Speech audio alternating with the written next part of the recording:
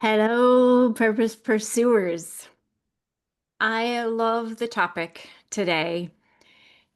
As a purpose pursuer, you automatically believe in something more for yourself, which I think is so key. We imagine a hot air balloon on the ground, if you will. And a hot air balloon, even if it's on the ground, it's stunning. The colors in the balloon itself, they're just stunning. And then there's the basket and the bags of sand, I believe, that keep the hot air balloon actually down on the ground until the operator is ready to release. And when the operator is ready to release, they turn on, I'm not sure, propane tanks or something that causes the flame to go up in the balloon and raise the balloon up in the sky. I want to start with this image in your mind because it's central to my topic today, which is that purpose pursuers, by their very nature of the purpose journey, believe in something more. They believe in something more than what they're currently seeing, whether it's their current circumstances, conditions, even the way they see themselves. They believe in something more. And our four principles of purpose that we talk about from time to time here, they all connect to this idea that, yeah, there's something more. There will always be something more. And the great thing I love about purpose pursuers is they're always about seeking that something more, not trying to be done, yet trying just to progress and be a little bit better today than they were yesterday, and always with their eyes on how can I help people more with my purpose. So if you imagine that hot air balloon slowly rising up in the sky, as you go up, if that's you pursuing your purpose and your potential, you will always be seeing greater vistas. You'll be able to see further and you will be seen by more people the higher you go. So the thing I want to talk about today is how can we best as individuals take advantage of that hot air balloon in order to help us rise. And I will start by saying that there's an inherent issue with the way we are taught to be better. And that inherent issue is that we're taught to be better kind of with the carrot and the stick. Like, hey, if you do this thing well, you'll get the carrot, you'll get the good grade, you'll get the a perk from your parents, whatever. But if you don't do well, then the stick comes in, whether it's a bad grade or detention or, you're stuck in a corner with the dunce hat on. The problem with this then is we're raised with this notion that we have some good tendencies and some not so good. And we're taught that if we want to raise higher with that hot air balloon analogy, we need to figure out all the ways in which we're not that great and systematically eradicate those ways. This is a problem because all of us in our brains have what is referred to as a reticular activating system. So let's say I myself, I want to be better. So because of the way that I've been taught, I'm going to look at all the ways that I'm not so great. I'm going to write them down. I'm going to set goals and benchmarks and come up with action items that I can do, whether it's related to my health or my business or my relationships or whatever. But my eye is trained on how I'm not so great. Because why would I train my eye on the ways that I'm great? I'm already there. Why not train my eye on the ways I'm not so great to shore those puppies up and be better? Well, if we infuse our brain with how we're not so great, this reticular activating system will actively seek the ways in which we're not so great. And it will just be consumed with finding the ways that we're not so great. Have you ever felt like no matter what you do, you cannot progress? Have you ever felt like, gosh, no matter how much work, how many goals, courses you take, books you read, all on self-development. No matter how much time and effort you put into becoming a better person, you feel like you're just sitting and spinning and not getting better. This is why we are fixated on a target of eradicating weaknesses. And again, your reticular activating system is going to go after that which you think about. So if you're thinking about weaknesses, even if you want to get rid of them, your reticular activating system is just going to say, oh, I need to go find weaknesses, and it will find them. And that will contribute to you feeling like you're just sitting and spinning. Every negative thought you harbor about yourself is like an extra sandbag on your hot air balloon. It doesn't matter how much fuel you're pumping to the fire to get that hot air balloon to go up. If you keep assessing self as negative in any way, even if you're trying to be better, that negative self-assessment adds another sandbag to your hot air balloon basket, effectively keeping you down. So what we want to do with all of us as blueprint process practitioners, we want to give you something else to leverage. Instead of finding your weaknesses, we actively pursue through research what are your natural strengths. And again, I mentioned earlier, why would you think about your strengths when you're trying to be better? Wouldn't you just leave those alone because they're already good? Well, with Blueprint Process, what we're saying is, hey, if you're naturally skilled to do something, which Blueprint Principle number 2 and 3 suggest, then you want to do that thing. You want to pursue that purpose, meaning you need to know all the natural skills that you've been given already and focus on those, lean into those, bring those puppies to every table at which you sit to inevitably keep that balloon going higher and higher and higher. So we want to leverage our strengths, not our weaknesses. Now, what this means for the weaknesses is really, really interesting. What I've discovered myself is I'm getting higher and higher and higher. If there's a weakness that I need to fix so that I can achieve my purpose, it gets brought to my attention, but not because I'm looking for them. It gets brought to my attention because one of the strengths that I'm trying to capitalize on requires me to let go of that weakness, to redeem it, if you will. So what we want to do again with Blueprint Process is we want to guide your reticular activating system to find your strengths. And we do this through the process of story. We love mining stories. When people come to us and they're sharing what's going on in their world, personally, professionally, we love listening and asking questions. Because what we're doing is we're mining what your blueprint is. We're looking for your natural skills to help you have a different target. So instead of leaning into your weaknesses, you're leaning into your strengths and effectively removing those sandbags and letting that hot air balloon rise. Because let's face it, people and projects are coming to you because of your strengths. They're not coming to you because of your weaknesses. So if you're focusing on your weaknesses, your light is effectively shuttered. If instead you're focusing on your strengths, that hot air balloon is rising, rising, rising. And as I mentioned earlier, boy, when those puppies are up in the sky, they are compelling. And the same is true with your light. When it is fully utilized, or even more so today than it was yesterday, again, that hot air balloon is rising and rising. More people are seeing it, and the sunlight is hitting it, and those colors are standing out.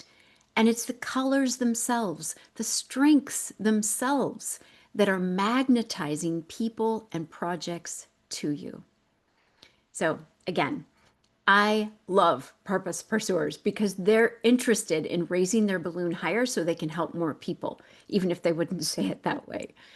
And what we love to do as practitioners is help you get your purpose out there. And the only way you can get your purpose out there is by focusing on the tools that you've been given to enable you to do your purpose. not on the weaknesses. And if there's something that needs to be fixed along the way, maybe a mindset shift that needs to occur, for example, trust me, having been on my own purpose journey for quite a few years now, yeah, I become well aware of things I need to work on, but not because I'm looking for them. I become aware of them because I see that the strengths that I so want to use require that I get rid of them. But the focus is so much more freeing and emboldening when I'm focused on what are my colors and how can I shine them greater. So that is my portion of the talk. And I didn't do a very good job of introducing us. I so apologize because I was so excited about our topic today. So, we are all blueprint process practitioners, and this webinar is meant to be, hey, just a discussion about purpose pursuers and how we can help you on your purpose journey, whether you use us beyond this webinar or not. Of course, we are very, very interested in hearing about your stories so that we can help you mine your stories for your own particular light and help you target or focus on what your light is so your hot air balloon can rise and rise and rise. So that's why we do this. The fourth Wednesday of every month at noon Pacific, we get together to see if we can help you on your journey. So at any time, yeah, interrupt, ask questions so that we can help you even more. And of course, you can contact us offline. Our website, blueprintprocess.com, has all of our contact information, social media, all the things, so that you can find us and find the material that we put out there to determine if we're someone that would make you feel comfortable enough to share your stories. That is key. And as you're looking at all the possible practitioners and as you're reading their stuff, it's super important that you're tapping into that inner knowing that's going to say, yeah, that person right there, that's someone I can trust. And it's that person then that you should reach out to and see if they can meet with you so that they can, once again, mine your stories for blueprint items so you have something new to focus on, something much more powerful and productive. All right, so I'll stop talking. Any of the practitioners, or anyone else for that matter, any questions or shares, comments before we move into our next presenter?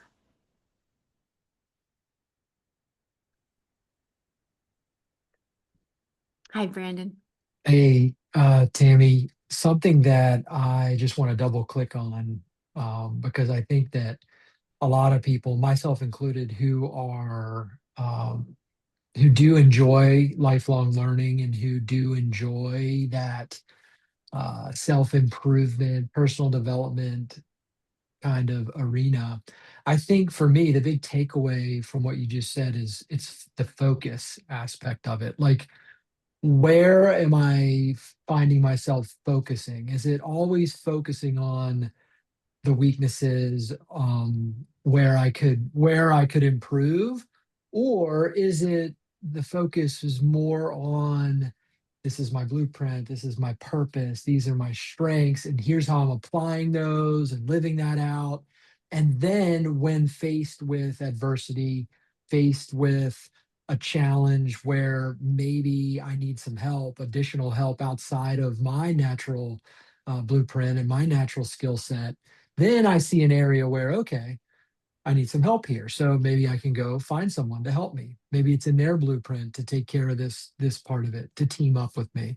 Or maybe I don't have access to that right now. And so I do have to maybe work on that for a little bit and maybe find ways to improve in that area until I can find someone else maybe to team up with. So um, that's what I took away. That was one of the big takeaways for me is that it's not that you just stop and completely ignore or ever having to work on yourself or work on anything. It's where you're spending the majority of your attention and focus. And you know, much more fulfilling and fruitful when you're focusing on your purpose and your strengths and your blueprint. Thanks, dude. Oh my gosh, yes. Thank you so much for bringing that feedback up because your idea of focus made me realize something. If we're if we are focused on improving our weaknesses, we're all over the map. But if instead we're focused on pursuing our purpose, using the natural gifts that have been given to us, then we become aware of specific things that we need to improve upon that's in line with pursuing our purpose. So it actually saves a lot of time. Instead of just improving everything that I'm not good at, I'm instead asking the question, what do I need to improve that will help me with my purpose? And I can't know that if I don't know what my blueprint is, what my natural skills are to help me pursue my purpose, and if I don't know my purpose. So, dude, yeah, you just saved everybody a ton of time. That's much more efficient way of self-improvement. Anything Well, else? Yeah, go ahead, Frank. just a thought that I just had seconds ago. Thank you, Brandon, for that. But it was like was writing down that which we're focusing on, reticulating, activating system. What you're focusing on expands. It takes up a lot of energy. But what I was thinking of is I hear this feedback coming back to me from people that I have either I poo-poo it pretty much. But they'll say things like this, you have a tone of voice, Frank, that really instills trust. And I'm going, what? Because I think I suck. I go, I can't.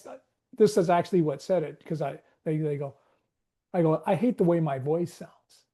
And they were shocked. They go, it was almost like you're bursting some kind of a bubble over Oh, there because they have a completely different appraisal or estimation of what's going on over here. And I'm busy over here kind of going, okay, what needs to get shored up? What needs to get fixed over here? What do I need strengthening on? Because man, do I even really know what the heck I'm talking about here? Case in point, I'm doing this video, for my outreach system, and it's like I walk the streets. I do quite a bit of walking, and I have my words, the ideas, this, and I'm trying to sound natural. I'm trying to let this thing flow, and I go, I can't do that if I'm always looking down at the page, trying to remember what it is that I'm supposed to say that the world is wanting to really hear. And it's like, hey, why don't you just like trash this thing and just say what there is to say, the way that you would say it. Hey, isn't that lighter? Hey, doesn't that add velocity to what's going on here? And I go, absolutely, because I'm just like pent up over here going, man, I'm just like busy over here sucking. And it's like, why don't you just do what you do and God will take care of everything else? And I go, yeah, but I don't know if I can trust that. And it's like, yeah. then stay stuck. Well, I don't like that either. And so it kind of moves me to this point of action where it's like, look, people will appraise, people will say, you will appraise Frank, things that are going on over here. And is that really forwarding Mhm. anything here? I know it's stopping you a lot. One of these days when I'm getting really good and prepared here, I will, and that's kind of a fool's errand. It's like, okay, when's that going to be? And it's like, well, the time is now. And so move. And it's not like a move like hitting me on the back of my thighs with a stick. It's just like, you have everything you need. So go. So anyway, that's the thought I had. I love it. Yeah. Both of you brought up the kind of psychological difference between moving towards our strengths versus moving towards our weaknesses. One is a very downward pulling tendency. There's a lot of shame and self-doubt and self-loathing that comes with it. And that's like introducing poison into the system that you're trying to create, this beautiful hot air balloon. So yeah, we want to infuse that hot air balloon with a bunch of fire. And that comes from, like you're saying, Frank, leaning into that which you already have and do naturally, and people even give you feedback about it. Focusing on that, figuring out how to use that just introduces more light and life into your efforts. Mm. Thank you both. Anything else? Any other shares, comments, questions before we move on? I I mean, just to double click on what Frank said, the I think so often we feel like we need to prepare this specific certain experience or have this desired outcome for, especially when we're working with others, for our clients, for our teammates, for our customers. And I think half the time we don't, do we really even know what they actually want? As we're preparing this whole big thing and we're sweating bullets and we're anxious about how things are going to go. Is it going to come out right? What am I going to sound like? And we're worried about all that stuff. And chances are we don't even know, we don't even know what they want. And if it's our people that are showing up for us, with us already, then I think what we're saying is like, if you just tap into your purpose, if you just show up as you and tap into those natural strengths and your natural self, you'll kind of know in the moment and you'll feel it out and you'll provide exactly what they want, regardless of all this anxiety you build up ahead of time and preparation, etc.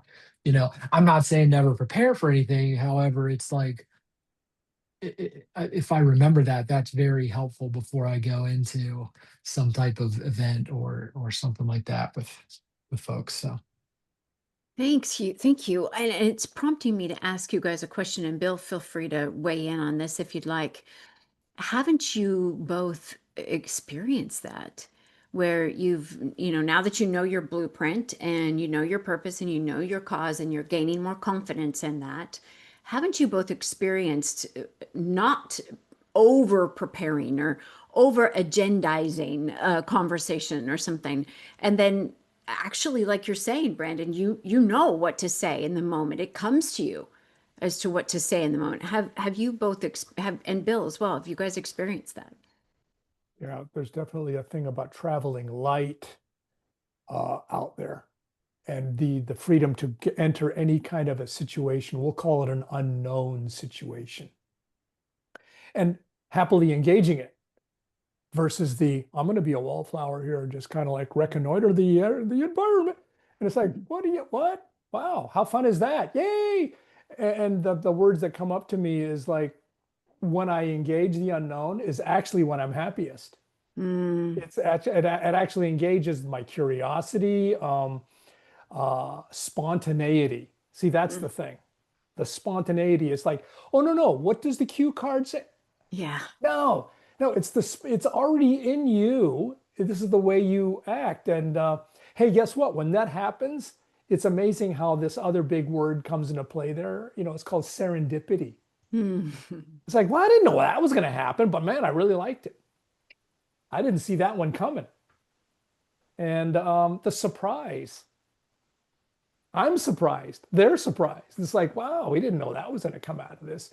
How new, Mm. how novel, as they might say. And it's like, Yeah. yeah, isn't that fun? Yeah. Versus the, all that kind of stuff. And it's like, just turn on the camera and go. And go. Yeah. You know? Bill or Brandon, you want to add? Yeah, I guess what I learned a long time ago is when it's not about you, you won't get in the way. Mm. Nice. And if you're getting in the way, then first place you can look is in the mirror because it's no longer about the other person. I mean, I guess at the risk of sounding callous, you just got to get to a point where you don't give a shit anymore. You just don't. You take it or leave it. It's your deal. I'm tired of trying to impress because I don't do a real good job at it when I try. So why bother? Agreed. The power of not giving a shit. Who knew it would come up today? Brandon, yeah, what you got? yeah, I love that. I absolutely feel this because I mean, just 5 years ago, that's when I started. That's when I started working with you, Tammy. Prior to that, if I had a speaking engagement, I had to speak in front of my command or something, for example, had to give a presentation. It was like stressful, like trying to figure out and make this polished thing and make it all perfect. And then at the end of and it's funny because when you think about yourself in the audience for some of those things, you think about yourself and it's like, I'm not paying attention. I am on my phone. Like 80% of the people in that audience, probably, they're not looking at your PowerPoint slides. They're not, right? And if you're not tapped into your purpose and like feeling that flow, they're probably not, you're not very interesting to them. If they are your people and you're not tapping into your blueprint, then you're not connecting with them. And if they're not your people, they're on their phones strolling around anyway. But the shift over the last 5 years has been from that kind of a mindset to now just almost any situation. Well, I'd say any situation where I've been naturally in based on my work, based on what I've been called to do. Um, I have just this a little preparation, okay, a little framework, a little skeleton. Yes. Other than that, it's I know I'm going in there to empower my teammates. That's why I'm there. And so I'm just going to do that. And the way I do that is through listening and curiosity and facilitating discussion and asking questions and helping them come up with insights that they need to come up with, not me telling them what they need to know. And that shift in mindset has helped me tremendously in situations like this. Absolutely can see it in my daily, day-to-day practice. I was facilitating leader development seminars in a graduate setting, graduate school setting, and just about everybody in that classroom probably had as much or more experience than I did with some of these topics. And it didn't matter. I felt confident because I was just going in there to empower them to have these insights, have some subject object shifts, have a great dialogue. So I know that I got a little specific into my own blueprint and purpose and everything. However, it was just to illustrate the point that when you tap into that and you understand that and you trust in that, your confidence goes much higher. And then you just show up differently in these situations. Oh, it's beautiful. I'm glad you did. I'm glad you gave a specific example because I think it helps people apply it a little bit better to their own situation.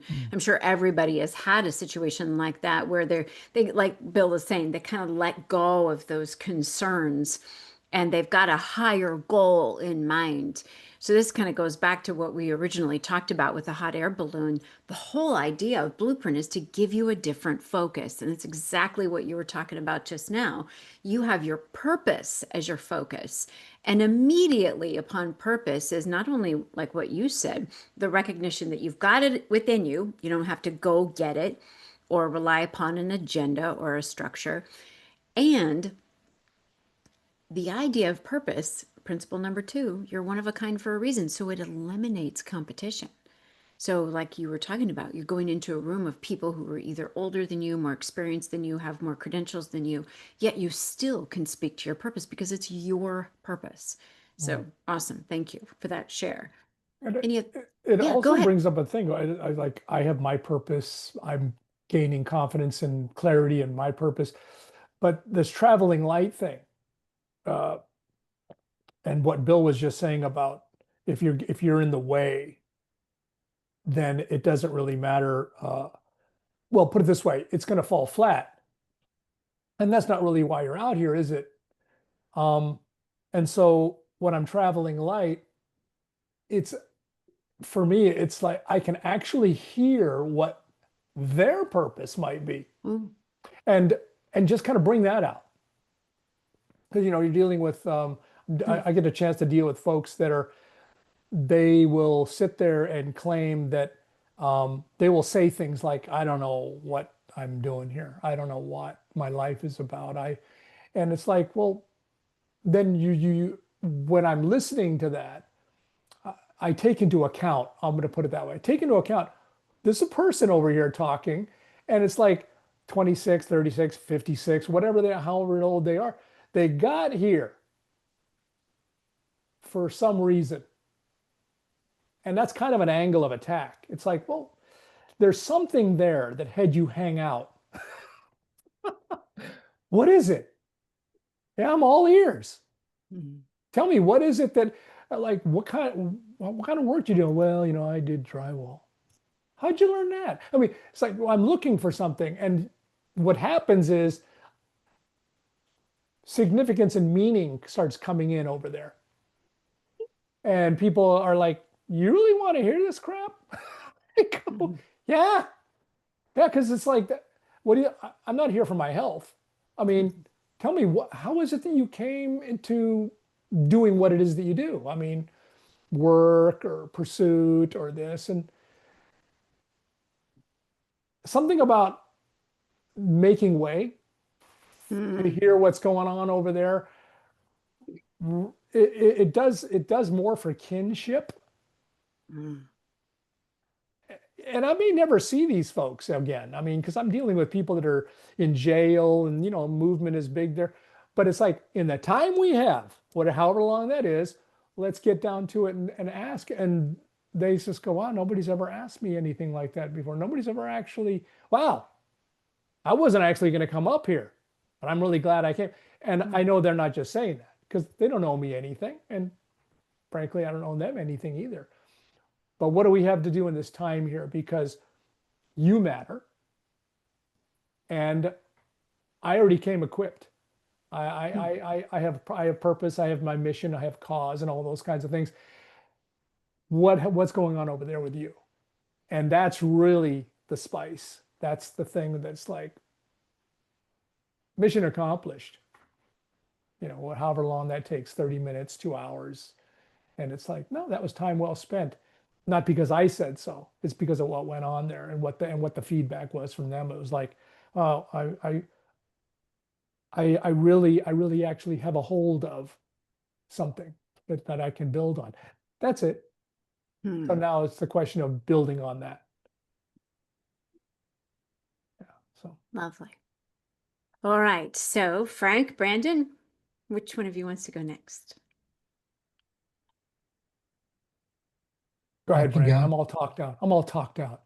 All right, Brandon, we're ready. What you got? Yeah. Well, real quick, I want to double click here on this idea of when you know your purpose, you can kind of focus on that. I'd like to point out too that you can find your purpose in just about everything that you're doing, right? If you're tuned in and you're listening, and even if you haven't done the blueprint work and you haven't so-called right clarified your purpose, have a purpose statement, that's really, you don't have to do that. If as long as you are tuning in to those moments when you're energized and in the flow, and like you're like, this is what I'm meant to be doing, right? And you can, and and that's probably the easiest way to start to clue into it. And then when you have a glimpse of it, and you kind of get a taste for what your purpose may be, now in any situation you go into, it's there somewhere. Especially if it's a situation where you've kind of been called into doing it. It's maybe somebody has asked you to come in and do it, or it's part of your maybe it's part of your professional responsibilities for a reason, like you were promoted into that spot, or you're there for a reason. People are looking for you to come in and do what you do, and so you can pretty much find purpose in um, your purpose in a lot of the things you're doing. And so what that does too is that gives you permission to experiment, and it doesn't lock you in. I think a lot of times I think some folks are skeptical of, like, I have to find my purpose. I have to narrow this down, and then I've got to follow this one path for that purpose. I think that can be overwhelming to somebody. And I think the idea of, no, you can find that. You find your purpose in a whole bunch of different places, right? The how don't matter as much. The what you're doing doesn't matter as much. It's that you're bringing yourself and your unique blueprint and your uniqueness to this thing, whatever it is. And I think that that's a little bit more, um, wait, I can experiment with different stuff. You mean I don't have to like nail down this exact path that I'm destined to do for the next 60 years? I can actually experiment with things. Yeah, 100%. In fact, that's probably the best way to to tune into your blueprint, because the more experiences you have, the more stories, like Tammy was talking about, that you have, and there's to mine for the values and the passions and those glimpses of purpose. So yeah, experiment all over the place. You don't feel like you have to be locked in. I've got to find my purpose and then I'm on that path for the next 80 years until I die. No, no. That can be pretty overwhelming. Um, and I'll tell you that this discussion brought that up in me. And then also I'm reading this book called Tiny Experiments. And there's a section in there that talks about how some people, in the way maybe that they're looking at purpose, feel that they're just, whether it's they get into this loop of reading self-help books or listening to people on the internet or whatever, they just feel like, oh no, I'm meant for something and I've got to find that, and then that's my path for 80 years or forever or whatever. And the book talks about, like, well, I mean, no, like, experiment with things. Like, how are you going to know unless you experience things? And the key is, like, experience things and, like, learn to tune in and notice, and where's that energy at? When do I feel like I'm in the flow? When is it like weightless? And as you find more of those, more and more of those, you start to tune in to maybe get a glimpse of, oh, what is my purpose? There's something there to that. Um, and it actually it ties right into what I was going to talk about too, which ties into what Tammy was talking about earlier with the how we're taught to be better. Of course, that brings up for me the golden path fallacy and this idea that we're supposed to take this steps. There's steps predetermined, and you're supposed to take them, whether it's throughout your life, you know, born, grade school, middle school, high school, college, career, every position on the ladder in the corporate world or wherever, whatever career you're in, and then hit a certain age and retire. And then from there, you're supposed to go travel to whatever. Uh, this predetermined path where you just blindly follow it, or if not, maybe not even blindly, it's just culturally that's what you're expected to do, and you see that, and so you're not blind to it, but you just follow it because your culture, the culture that you were raised in, could be your family, could be the schools you went to, your friends, whatever. Um, and so then if that's what you're following, if that's what you're doing, then being better means honing whatever expertise or skills are required so that you can stay on that predetermined path. Hitting the wickets, hitting the milestones, achieving a certain level of expertise so that then I get promoted into the next milestone. Always meeting the mission of whatever team or organization you're part of, or whatever you're supposed to be doing on that path. You hit that milestone, you meet the mission, and you're going to keep going on it. And I've been talking to a lot of people lately, and it's like, hey, I've been doing that. I've been real successful at that. And I still feel like, man, there's something more. There's something missing here. Like, is this it? Meanwhile, like, making a huge income, got a great title, have been successful everywhere they've been. They got the family, the house, the kid, whatever. And it's like, it's got to be more than this, and there's people listening who it's like, are you kidding me? Like, I would love that. The point is that person could potentially be in a position where they've just been following the path because they thought they were supposed to, and doing getting better at the things that they were supposed to get better at so that they could keep climbing that ladder or following that path, versus along the way potentially like getting a little more intentional with these things and listening to what we've been talking about, the energy, the flow, the weightlessness, when you just feel like you just feel great about it, like, oh, that interaction was amazing, can't believe that was 2 hours long, whatever it is was I was doing. I mean, like, I was in the flow. And and you have those moments along the way, but if you're not intentional about it, those become the, oh man, I wish I had more of those. And then it's just like back to business as usual. Whereas if you're more intentional about it, you like, I kind of want to spark here a little bit. Spend a little bit of time reflecting a little bit on what was it about that situation, interaction, activity that made me feel those things so good, light, energized? What was it about that? And the more than your intention with those moments, I'm not, that happens one time. It's not like, oh, got it, figured it all out. That's my purpose. No, but you become intentional. It happens that time and you reflect and you kind of write that down and you think about it. Then it happens again in a couple more weeks. You're like, what is that? And then you start to look for those opportunities. Like, okay, same job. Let's say it's the same job, or let's say it's your family, same waking up, doing the same things with the family. Now I'm looking for when are some opportunities where when I'm interacting with these people and doing these things, where I can get a little bit more of what I felt a week ago during that moment when I was just in the flow and felt on top of the world. Then when you're built, when you're now you can start when you're doing that and looking for those opportunities, you're now more intentional about it. You're now kind of carving your own path. And it could be right inside the same, could be in the same uh, professional path that you're on for a little while, maybe forever. I don't know. But the point is, you're more intentional with it. And now you're looking for the purpose. Where's my purpose? Where can I express my purpose in here?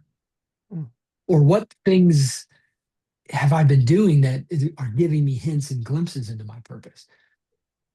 And then it's like, wow, that's something now that I can take with me wherever I go, whatever path I'm on. It's almost like it's permission. Then again, it's like this permission to just show up and not be so worried about, oh, I got to get better at these 4 things because that's exactly what I'm supposed to be better at to move on to the next role. No, now it's I can show up and just be me and looking for those opportunities to hit that flow, to hit that peak energy, however you want to describe it, whatever works best for you. And now that's, since I've been doing that for myself, I can tell you that it has been way more fulfilling, way less scary for when I don't, things are uncertain. I'm not quite sure what's going to happen after, X job anymore, or just way more confidence to just face that uncertainty and keep, because I know that I just need to show up and look for where I'm meant to fit in here. And then when I have the choice and the option, okay, now look for a role or a path, maybe take a different turn that I believe will put me into that state more, and there'll be more opportunities for me like that. So yeah, just I've been hearing that quite a bit lately, and those are kind of what's coming up for me, my thoughts on how somebody could just be so successful by external measures, achieve so much, and still feel like maybe something's missing or there's more out there. So beautifully said. Thank you for sharing that insight, both from your clients and your own journey. And what I'm recognizing is you're saying to let your purpose guide your steps instead of some predetermined golden path fallacy. And consequently, you'll find that flow a little bit more readily. And I also really appreciated how you started with, yeah, let's experiment, explore, because your purpose can be applied to absolutely everything you do. I've tested this theory and absolutely found it to be true. Curious, would you guys, I'm sure you know your purpose and cause in your mind, but when you think about your purpose and cause, share for us, if you will. Is it something that can be applied to everything that you're doing? Is it more of a mental focus, or is it more of a physical, I have to do certain tasks in order to achieve it?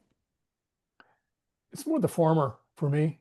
It's versus the specific tasks, because what Brandon was, I was picking up, bells were going off for me. I mean, the 4 point is like he said, we introduced this thing called blueprint process. Well, in my experience, if people are already engaged at some level already of a blueprint process, they're always looking for meaning in their lives. And the tiny experiment thing, everybody is a lot of people are afraid of even experimenting Mm. because they've already been tied in with this idea of, no, there's a right way and a good use of my time versus the wrong way and an absolute waste of my time. And I've been spending most of my life over here versus, okay, so when are you actually going to set down the self-help book and actually go and try some tiny experiments? Mm. Well, I can't do that. See, I can't do that because you can fill in the blanks. And it's like, yeah, so you don't have to nail things down. Mm. You could just go right into it with the ears wide open. And removing my favorite subject from the whole equation, me, and just find out what are you already working on over there? Because the thing I'm noticing is that people are already engaged in this blueprint. But my purpose as it now stands is to unload, unpack, and deploy. That's what the missing is. It's like, man, I got all this stuff that's exciting me every once in a while, but I got no traction. Mm. And no, I've never really separated this stuff out to actually have it move me in a direction. And of course, very voyaging into the unknown. If you're afraid, you're not going to move. You're just going to stay home and watch reruns. So it's like step outside of it and make it. I mean, we've all heard this. Oh, fail forward, or you go and make some tries. And nothing. You don't ask anything. You don't get anything. Those kind of things. And it's true. But what's the stopper there for most people? Is to be in an environment that I love bringing already, where it's like, man, let's share our mess ups. Let's share our mess ups here. Our mess ups, not just mess up, but our mess ups that actually resulted in, hey, I stand here today because of, look at all this, like the Thomas Edison thing, the 10,000 light bulb experiment. Smart guy. But he 10,000 times ago, he wasn't a smart guy. But he was a guy that stayed and had that kind of confidence in the more. And he was able to set aside a lot of the racket that was telling him, hey, something? There's a wrong way and a right way, Thomas, of doing. I'm going to give it another whack. And that's the thing. And that's kind of like what I was getting out of that. And you don't need to nail anything down at this point. By the way, the purpose is already nailed down, if you want to put it that way. Because the one who created you, he already has that purpose, far beyond what your imaginings are. So get out there and take swings at it, and set aside all this stuff that just squashes you and keeps you in place, and just kind of like get on out there, travel light, and experiment. I love that. Me too. I also liked how Brandon was saying that based on your energy, that feeling of flow, you can, as you experiment, you can read purpose. It's like you can read the hieroglyphs of what your purpose is by that energy, by that flow. So thank you, Brandon. Brandon, do you want to answer the question? And then we'll go to Frank's presentation about whether or not your purpose is more of a mental focus versus a particular task focus. Well, for me personally, I can find, I don't, when I think of it, I don't think of it as tasks. I think of it as I am kind of there as a conduit to, and because I'm standing there, I'm with you wherever we're at, then you have access to my purpose. And so that's it. I show up, I'm there, and I am like just kind of listening and being curious and naturally wondering how do you need me in my purpose right now, which is to empower you. And so I feel like I can go into just about any situation with people. And I can do that with, I don't need a checklist. I don't need, there's no tasks that I have to do. I don't have to do anything. It's more about being. It's Yeah. more about being there. Do you mind sharing your purpose and cause? yeah, to empower my teammates to tap into their whole selves, to reveal their own purpose so that they can do the same thing for their teams. And consequently, like I'm just envisioning you doing the laundry or mowing the lawn or going for a run. Are you not doing your purpose? You know, you can be doing your purpose even when you're by yourself, doing a household chore or exercising, right? Well, it's for me too. Like your purpose is for you and your Yes. people, Yes. right? So it might not be as obvious, I guess, to say to empower my teammates, but that's when it comes back to, well, what have I done lately to empower me to continue to be able to empower my teammates, right? So it just gets into the whole looking in the mirror, and I like to say raise yourself, raise your team. Really, it does start with kind of, I mean, I think Bill said it, like look in the mirror. If you're getting in the way, if something's not going right, it's like, well, maybe it's because you're making it about you, and look in the mirror. And so this, I don't know if we're saying the same thing or I'm slightly tweaking it a little bit, Bill, but I just like to think of it as if I'm not showing up with the belief, maybe it's the belief, the mindset, the confidence. If I don't feel empowered, then I'm not going to be able to empower you. So in that way, yeah, applies absolutely to me alone, whatever I'm doing. Exactly. Same with you, Frank. The unpack, unload, unpack, deploy.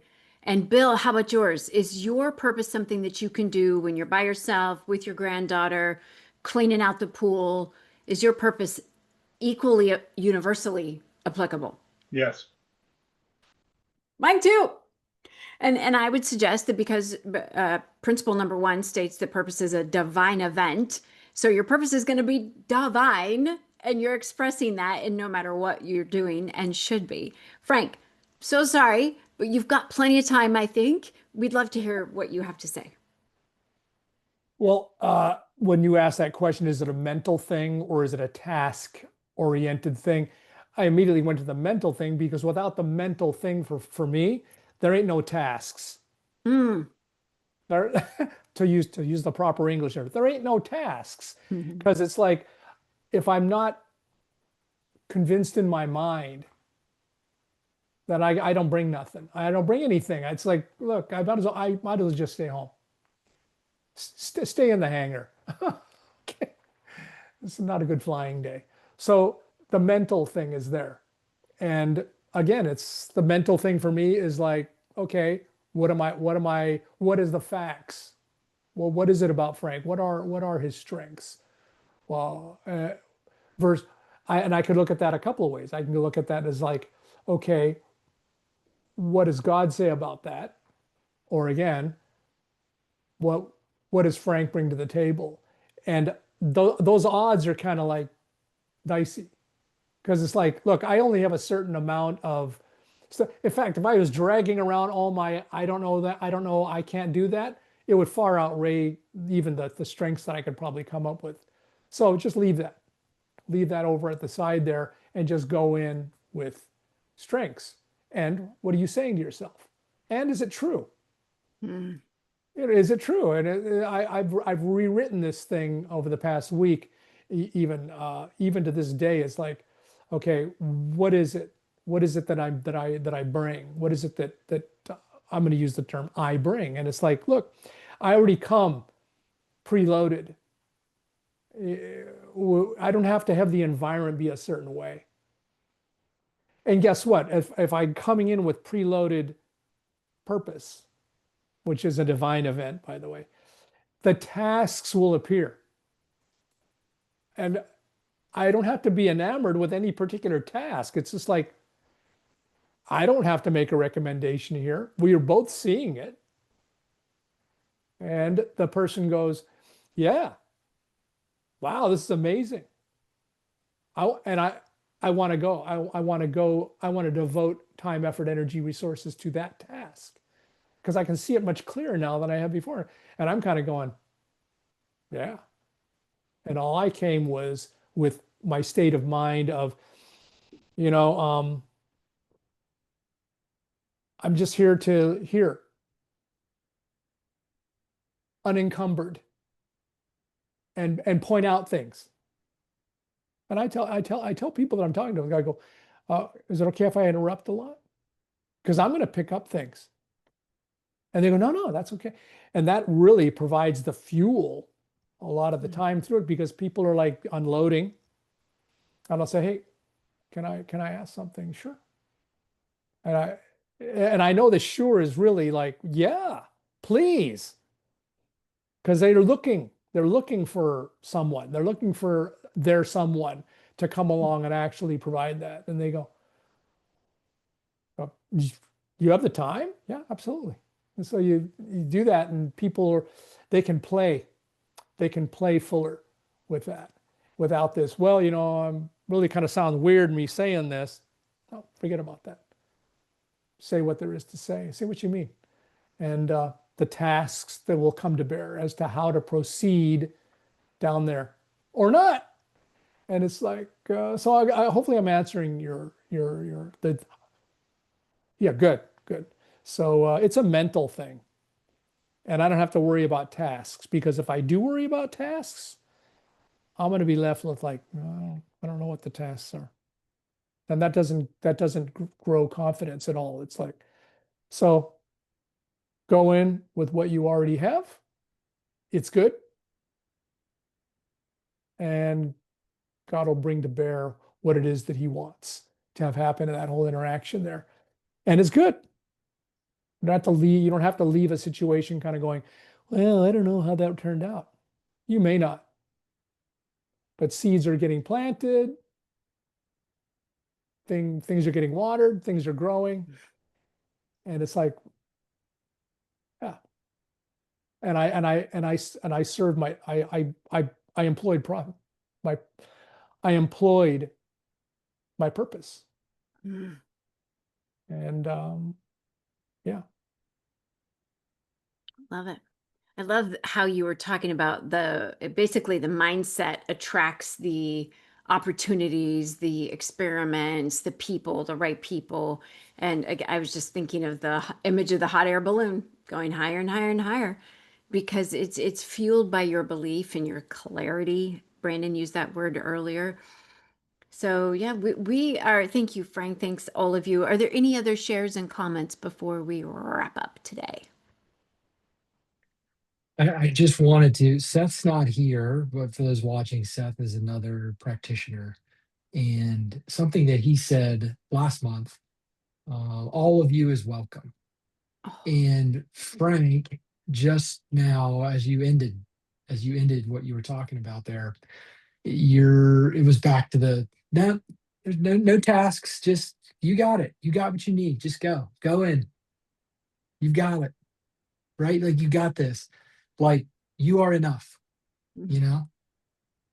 And it just reminded me of what Seth said about all of you is welcome. Mm. Mm.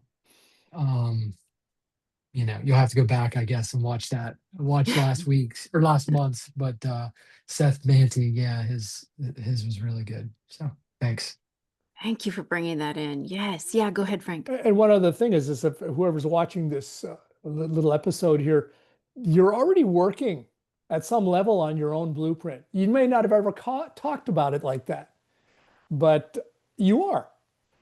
And there is an environment that is ready-made for one to step into and just kind of like start flexing that today. It's not something well, in 6 weeks from now, you can actually start doing it immediately and see what happens. And people that I come into contact with, they're kind of like doing the double take, like, what? So what's that? And that's like the life that's out there. People are like, because people are attracted to what's already in there, what's in their minds and their hearts 24 hours a day, 7 days a week. They sleep, they eat, they dream this stuff. They just don't want to let it get out there that they're about anything. But it's like, no, you're welcome here. Put it out on the table. Let's see what we got. And yeah, you're welcome. Perfect. Perfect. Yep. It's the only way to figure out what you're here to do is by putting it out there and seeing who comes to nibble. So thanks, everyone. I appreciate your showing up and sharing from your hearts and souls. And we'll see you next time at the Purpose Pursuer webinar, the fourth Wednesday of November, which would be the day before Thanksgiving, but purpose doesn't rest or take holidays. Love you guys. I love We'll you. see you next time. Bye all.